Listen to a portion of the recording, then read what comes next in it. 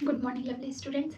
So in my previous lecture हमने CNS and spinal cord के meninges के बारे में बात की थी, कौन कौन से वेंट्रिकल्स प्रेजेंट होते हैं एंड पार्ट्स ऑफ ब्रेन सेफ्लॉन की बात की थी।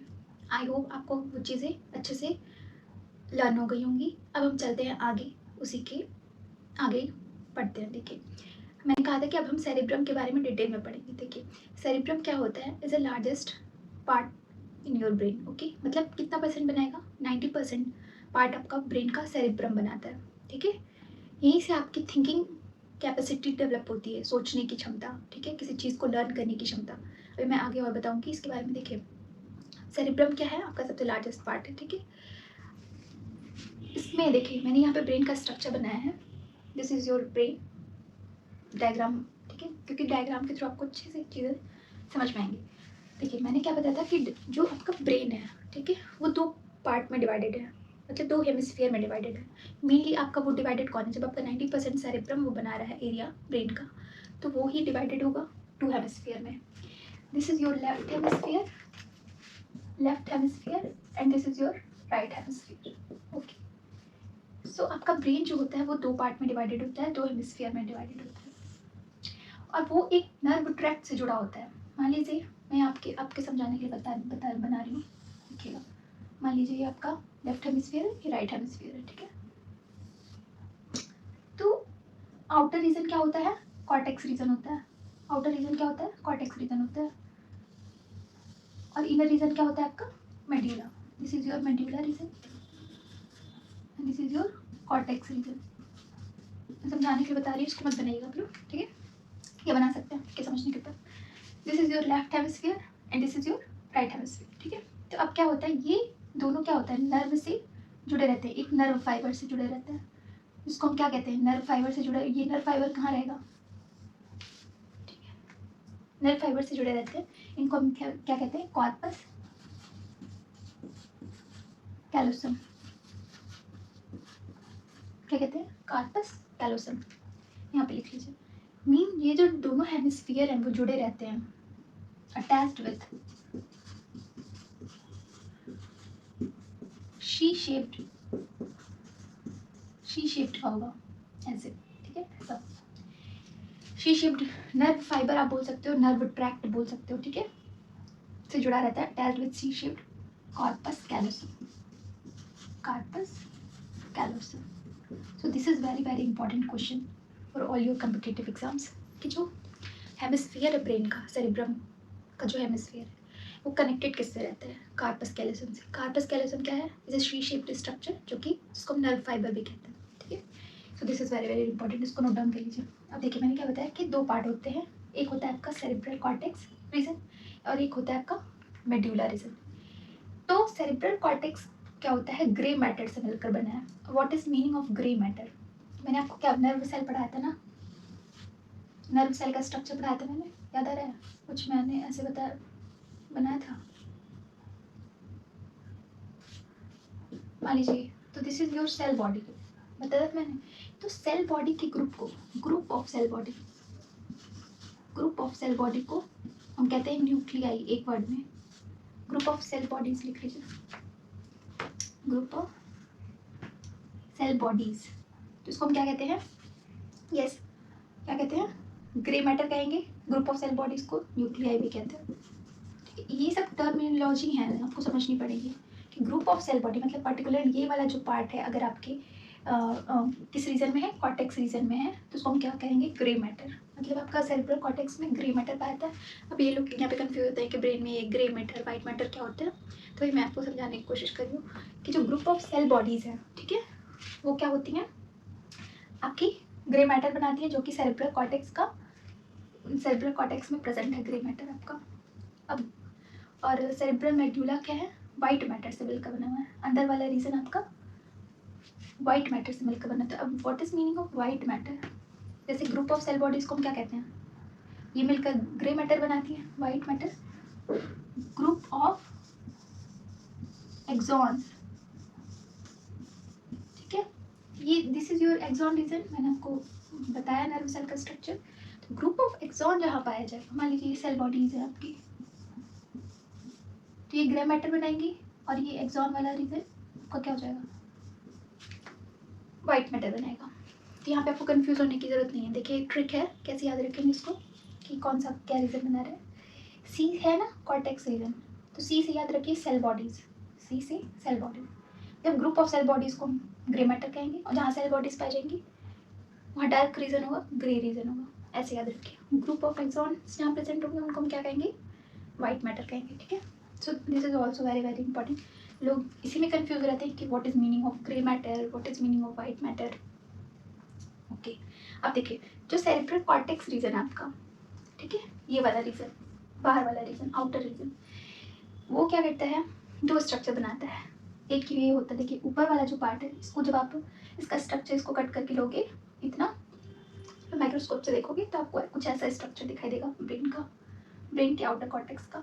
तो उसमें स्ट्रक्चर आपको दिखाएगा। जो ये डीप रीजन आपका जा रहा है उसको हम कहते हैं ग्रूव, ठीक है, क्या कहते हैं, ग्रूव, और इसको कहते हैं रिजेस। इन दोनों जो ये रिजेस और ग्रूव बना रहे हैं उन्हीं को हम क्या कहते हैं, गायराई एंड सल्काई, ठीक है, समझ में आ रहा है। कुछ आपका ऐसे कन्वोलेटेड होता है brain.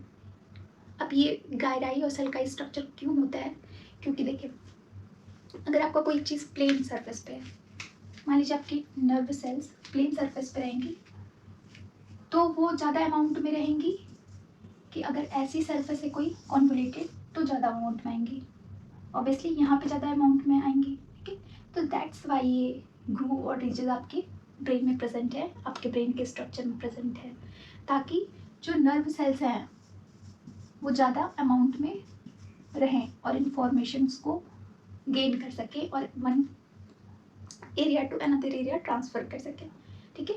So this is the reason. I hope you understand what I am saying. कि तो मेनली क्या हो जाएगा कि ये जो दोनों हैं, ये दोनों क्या करते हैं, increase the surface area, increase the surface area in your brain, ठीक है। So this line is very very important. किस लिए होती हैं ridges and groove, gyri and sulci also, ठीक है, इसको नोट डाउन कर लीजिए। अब देखिए मैंने क्या बताया कि सेरेब्रल कॉर्टेक्स में क्या पाई जाती है, रिजेस एंड ग्रूव पाई जाती है। दो स्ट्रक्चर और पाए जाते हैं, पहला है नियोपेलिनम एंड दूसरा है कार्पोरा स्ट्रेटा। नियोपेलिनम, देखिए नियोपेलिनम एक कुछ हेयर लाइक स्ट्रक्चर होते हैं इन योर कॉर्टेक्स रीजन, ठीक है। तो ये फनली मैमल्स में पाए जाते हैं, ठीक है।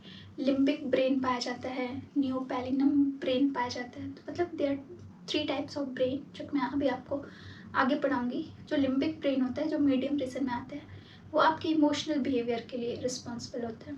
उसी तरह नियोपेलिनम जो होता है वो आपकी इंटेलिजेंसी के लिए रिस्पॉन्सिबल होता है। जो भी आप इंटेलेक्चुअल चीज़ें सोचते हो, ठीक है, या करते हो इंटेलिजेंसी के साथ,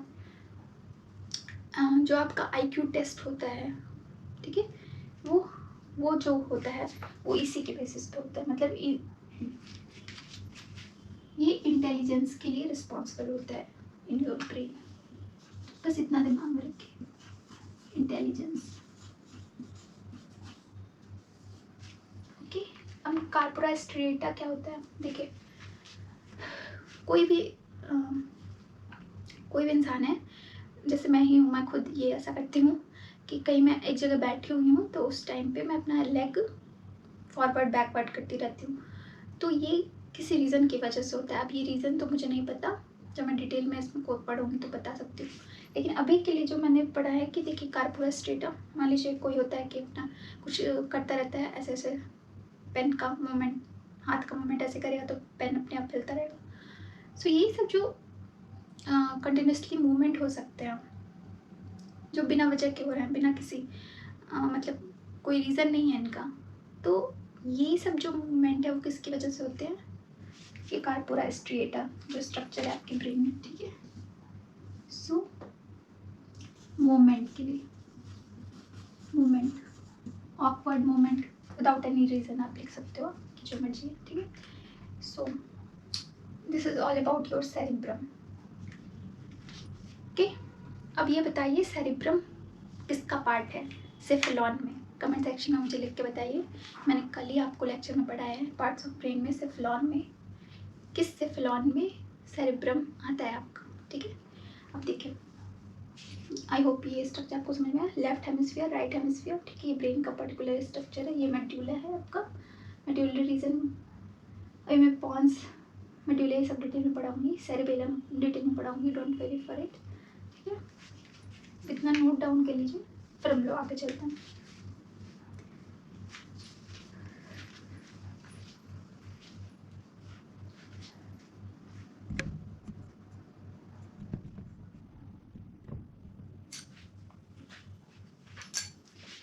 तो नोट डाउन कर लिया आप लोगों ने। देखिए, अभी मैं डायनसेफलॉन पे बढ़ने के बजाय मैं सेरेब्रम का कुछ एक इम्पॉर्टेंट पॉइंट है वो मैं बता देती हूँ। देखिए, there are lobes of cerebrum, लेकिन आपका सेरेब्रम भी लोब्स बनाता है, मतलब मोस्टली पार्ट आपका 90% सेरेब्रम है, तो सेरेब्रम में भी लोब्स प्रेजेंट होते हैं।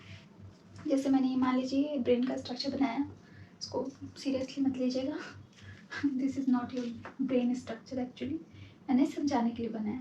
तो देखिए, आपके फ्रंटल रीजन में फ्रंटल लोब हो जाएगा, ठीक है। नोट डाउन कर लीजिएगा, आप साथ साथ नोट डाउन करते जाइए जो भी मैं समझा रही हूँ, ठीक है, क्योंकि मैं इसको डिटेल में लिखूंगी नहीं, समझाने वाली चीज़ है, ठीक है। देखिए, फ्रंटल लोब है, ठीक है। फ्रंटल लोब में 4 एरियाज होते हैं। सेरिब्रम के फ्रंटल लोब में 4 एरियाज होते हैं।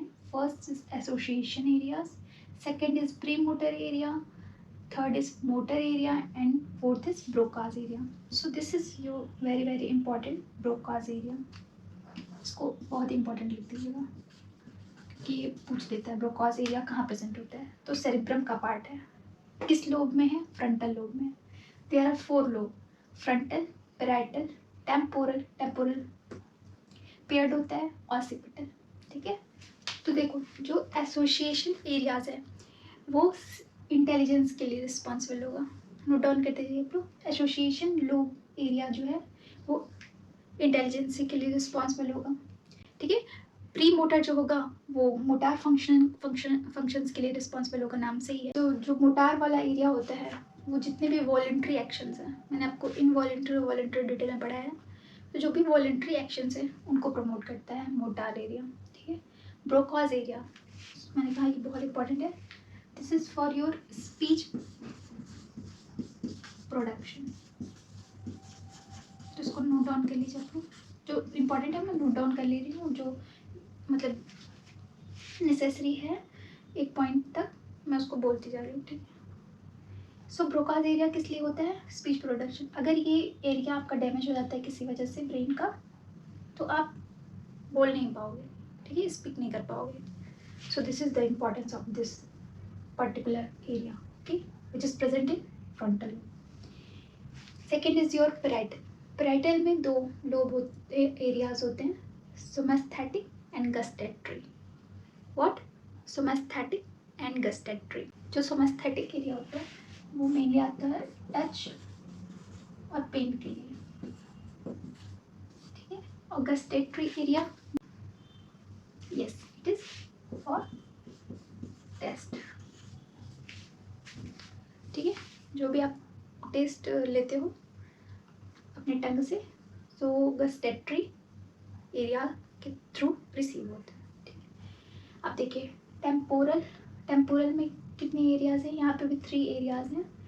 फर्स्ट इज ऑडिटरी, ऑडिटरी मतलब सुनने से रिलेटेड, ऑल्फैक्टरी स्मेल से रिलेटेड, ये सब बताने की मुझे ज़रूरत नहीं है, नाम से ही है। ऑल्फैक्टरी मतलब स्मेल से रिलेटेड, ऑडिटरी मतलब लिसनिंग से रिलेटेड, ठीक है। एंड एक और जो होता है वर्निकर्स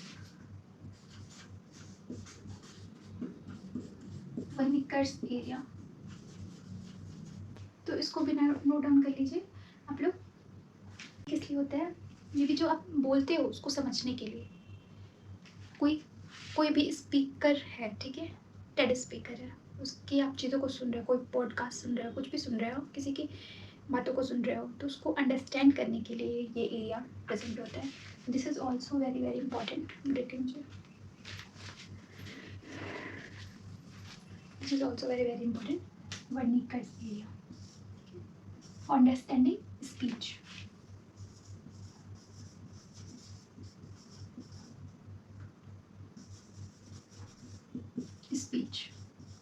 प्रोडक्शन के लिए ब्रोकास एरिया, जो कि कहाँ प्रेजेंट है, फ्रंटल लोब में। टेम्पोरल लोब में वर्किंग नर्व्स एरिया, वो स्पीच को अंडरस्टैंड करने के लिए। ऑसिपिटल किस लिए होता है, विजुअल, मतलब जो देखने के लिए, विजन के लिए, विजन के लिए रिस्पॉन्सिबल होता है ये एरिया।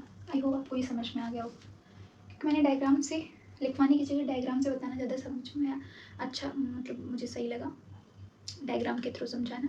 ठीक है, मुझे सही लग रहा है तो मैंने ऐसे बना दिया, आप इसको नोट डाउन कर लीजिए, और नहीं तो फिर से बैक करके वीडियो देख लीजिए ताकि आपको एकदम क्लियरली समझ में आ जाए। ठीक है, तो ये लोग कहाँ प्रेजेंट होते हैं, सेरिब्रम में। इतना सेरिब्रम के बारे में था। अब हम नेक्स्ट वीडियो में डायंसेफ्लॉन के बारे में पढ़ेंगे, जिसमें आपका इपिथैलेमस, थैलेमस और हाइपोथैलेमस आता है। ठीक है, मिलते हैं नेक्स्ट वीडियो में। Thank you.